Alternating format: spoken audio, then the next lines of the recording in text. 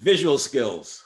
I've learned so much about applying the visual skills I learned on the track with activities off the track. Let me tell you what I mean. So first of all, we all know you have to look where you want to go.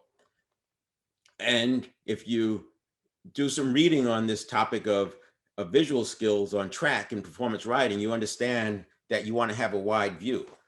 You also think of it as a movie flowing. So if we see it 24 frames per second, which is what you see when you go to the movie theaters, if you are fixating on anything for a half a second, you've just robbed yourself of 13 frames, which makes your scene a little bit jumpy. And if you're trying to be smooth, that's what you don't want.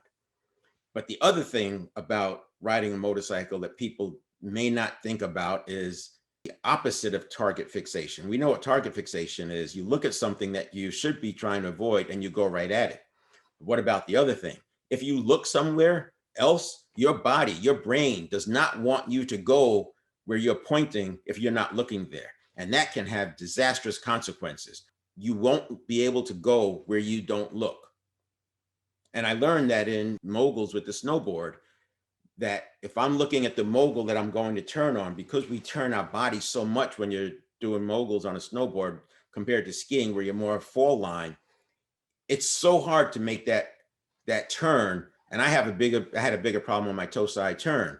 Once I learned to look and just trust my ability to handle that mogul, it made all the difference in the world. Apply that to motorcycle riding and you'll understand why sometimes you see somebody, they're riding along in a turn that they know they can make, and all of a sudden the bike shoots off the road. Super, super dangerous. Chances are they got a little spooked in the turn and they looked to see where the outside of the edge was, and instantly the brain says, we're not going where you can't see.